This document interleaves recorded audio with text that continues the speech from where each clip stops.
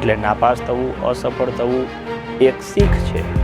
જો શીખી શકાય તો કે અસફળ કે નિષ્ફળ થવાના કારણો કયા હતા, એ કારણોને ધ્યાનમાં લઈ અને એના ઉપર જો કામ કરવામાં આવે તો સફળતા ચોક્કસ મળી શકે. કે ગઈ પરીક્ષામાં અસફળ થયેલ વિદ્યાર્થી આવનારી પરીક્ષામાં ગુજરાતમાં પ્રથમ આવી શકે છે. આશ્ચર્ય!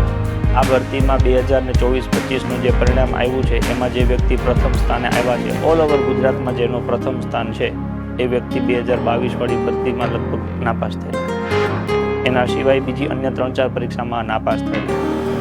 પરંતુ એ માણસે મહેનત કરેલી હશે, એની આયોજન કર્યું હશે, પોતાના નબળા પાસાને જોયા હશે, એટલે એ પરિણામ આવ્યું કે ઓલ ઓવર ગુજરાત, આખા ગુજરાતમાં પોલીસ કોન્સ્ટેબલમાં પ્રથમ નંબરે પાસ. તો કદાચ કોઈ કારણોસર નાપાસ થયા હોય, રહી ગયા હોય, તો એ વ્યક્તિ પણ આ વખતે એટલું મોટિવેશન મેળવી શકે છે કે હું પણ ગુજરાતમાં પ્રથમ આવી શકું. એવડી બધી હિંમત ન થાય તો એટલું તો નક્કી કરી શકે કે હું આ વખતે પાસ થઈ શકું.